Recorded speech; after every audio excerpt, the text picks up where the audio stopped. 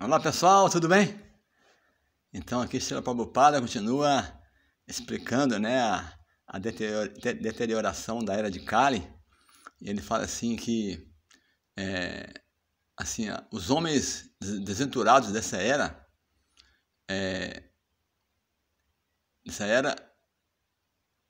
relutam sempre em dar acolhida aos transcendentalistas, que são representantes de Srila Vyasadeva e trabalhadores desinteressados. Então, as pessoas dessa era são tão desventuradas que elas relutam, né, em dar acolhida, né, às pessoas transcendentalistas como Vyasadeva, né, e que são pessoas que estão sempre preocupadas com o bem-estar das pessoas, né, e são trabalhadores desinteressados, sempre ocupados na plataforma, em planejar algo que possa ajudar a todas as pessoas em todos os status e ordem de vida. Então, os sábios, como Vyasadeva, estão sempre preocupados com o bem-estar das pessoas, status e ordens, né? Tanto a ordens espirituais quanto a ordens sociais. Os maiores filântropos são aqueles transcendentalistas que representam a missão de Vyasa, Narada, Madhva, Chaitanya, Rupa, Sarasvati, etc. Srila Prabhupada, que já é. Srila Prabhupada é nessa corrente, né? Sarasvati é o mestre espiritual de Prabhupada, né? Eles são todos um e o mesmo. As personalidades podem ser diferentes, mas o objetivo da missão é o mesmo. A saber, levar as almas caídas de volta ao lar, de volta ao Supremo. Então aqui Prabhupada está explicando, né? Que a missão são diferentes personalidades, como Vyasadeva, Narada, Madhva, Chaitanya Mahaprabhu, Rupa Goswami, Srila Bhaktisiddhanta Sarasvati, o próprio Srila Prabhupada, né? São personalidades diferentes, mas a missão é a mesma. Então eles são todos um e o mesmo, né? Tinti Abeda e Bedatado são inconcebivelmente iguais e diferentes, porque a missão é a mesma. Então essa corrente discipular é a mesma, né? Com o mesmo propósito de levar as almas caídas de volta ao lar, de volta ao Supremo. De volta. Então nós temos que voltar. Ou seja, nós viemos de lá. Essa teoria que nós nunca tivemos com Krishna é furada. Nós sempre estivemos com Krishna. Agora nós estamos aqui, devido ao mau uso do livre-arbítrio, viemos aqui experimentar o mundo material, agora temos que voltar para casa, tá? Então, aí, Suta Goswami continua falando, né, sobre Vyasadeva. Ele fala assim, ele viu que os sacrifícios mencionados nos Vedas eram meios pelos quais as ocupações das pessoas poderiam ser purificadas. Sacrifício de Yagya, né? Ele viu que as pessoas podiam purificar através do sacrifício. E para simplificar o processo, ele dividiu o único Veda em 4. O Veda era um só. Ele dividiu em Rig, Sama, Yajur e Atharva, né? A fim de capacitar, expandi-los entre os homens. Então, aqui no significado, o Prabhupada fala assim, que anteriormente havia apenas um Veda chamado Yajur, né? E as 4 divisões de sacrifício eram ali especificamente mencionadas. Yajur Veda, né? Mas, para fazê-los ainda mais exequíveis, o Veda foi dividido em 4 tipos de sacrifícios, apenas para purificar o serviço ocupacional das 4 ordens. Então, o Veda foi dividido em 4 para purificar o serviço ocupacional das 4 ordens. Além dos 4 Vedas, a saber, Rig, Yajur, Sama e Atharva, há os Puranas, o Mahabharata, os Samhitas, etc., que são conhecidos como quinto Veda. Os Puranas, Puranas e os Itihasas, né? As Samhitas são quinto Veda, Mahabharata.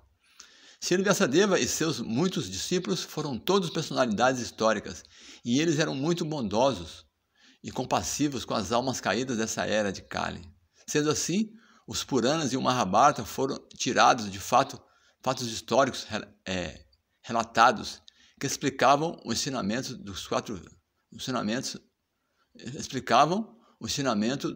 Vedas. Então, as histórias como os Puranas e os Mahabharata, eles explicam as histórias, eles contam em histórias o mesmo conhecimento védico. Não há motivo para dúvida sobre a autoridade dos Puranas e Mahabharata como parte integrante dos Vedas. No Chandogya Upanishad, os Puranas e o Mahabharata, geralmente conhecidos como histórias, são mencionados como o quinto Veda. Segundo Srila Jiva Goswami, essa é a maneira de verificar os respectivos valores das escrituras reveladas. Tem que estar mencionado os Vedas, né? Senão a escritura não é autorizada. Então, as 4 divisões das fontes originais de conhecimento, os Vedas, foram feitas separadamente. Mas os fatos históricos e histórias autênticas mencionados nos Puranas são chamados de quinto Veda. Rig, Yajur, Sama, Atava e o quinto Veda, os Puranas, Mahabharata, etc. E as histórias, como o Ramayana, né? Após os Vedas serem divididos em 4 partes, Paila Rishi tornou-se um professor do Rig Veda, Jaimini, o professor do Sama Veda, Vaishapayana sozinho obteve a glória do Yajur Veda. Os diferentes Vedas foram confiados a diferentes acadêmicos eruditos para que fossem desenvolvidos de várias maneiras. Então ele dividiu e deu para cada sábio desse, né? Paila Rishi como Rig Veda, Jaimini como Sama Veda, e Vaishapayana com o Yajur Veda, para que eles pudessem explicá-lo melhor e desenvolver, né? Ao Sumanto Muni Angira, o grande sábio Muni Angira, que era um rishi muito devotado, foi confiado o Atharva Veda, o quinto Veda, o quarto Veda, Atharva Veda. Meu Guru Maharaj fala que é o Voodoo Veda, fala muitas coisas diferentes dos outros Vedas, né? Como até fazer maldições. Os Vedas é para todo mundo, né? Qualquer pessoa pode buscar no conhecimento védico informações. Confiado a Atharva Veda ao grande sábio Angira. E meu pai, Ramahashana, quem está falando é Suta Goswami. Meu pai, Ramahasha, foi encarregado dos Puranas e registros históricos. Olha aí, o pai de Suta Goswami. O significado aqui: nos Shruti Mantras também se afirmam que Angira Muni, escrito seguidor dos princípios rígidos dos Atharva Vedas, era o líder dos seguidores do Atharva Veda. Era o líder dos seguidores do Atharva Veda, Angira Muni. Todos esses acadêmicos eruditos, por sua vez, transmitiram os Vedas que lhes foram confiados a seus muitos discípulos, bem como aos discípulos da segunda e terceira gerações. Assim surgiram os respectivos ramos de conhecimento dos Vedas. Então, cada um dividiu os 4 Vedas foram divididos e criaram suas escolas, né? E cada rishi deles transmitiu aos seus discípulos, ao discípulo do discípulo, então continuou uma corrente de sucessão discipular aí. Os Vedas são fonte original de conhecimento. Não há ramos de conhecimento mundano ou transcendental que não pertençam ao texto original dos Vedas. Olha aí, mesmo conhecimento material, não tem nada que tem fora dos Vedas.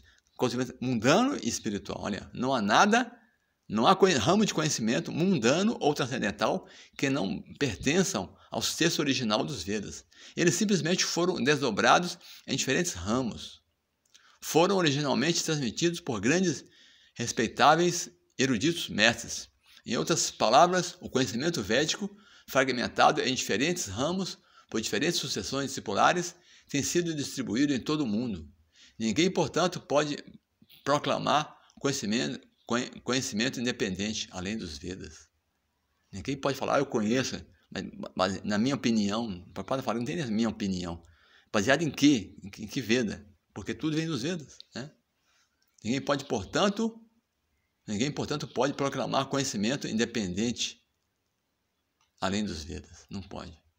Dessa forma, o grande sábio Vyasa, que é muito bondoso para com as massas ignorantes, editou os Vedas para que eles pudessem ser assimilados pelos homens pouco intelectuais. Olha aí. Os Vedas e as razões para sua divisão em muitas partes são aqui explicadas. A semente de todo conhecimento, ou Veda, não é um tema que pode ser facilmente entendido por qualquer homem comum, né? Então, porque os Vedas são muito complexos, é muito conciso, né? Então, por isso que deve ser dividido, para que as pessoas pudessem assimilar, as pessoas menos inteligentes, porque elas devem estar preocupadas que a era de Kali ia começar, então as pessoas tinham pouca inteligência, então por isso que ele dividiu. Tá? Vamos continuar no próximo vídeo.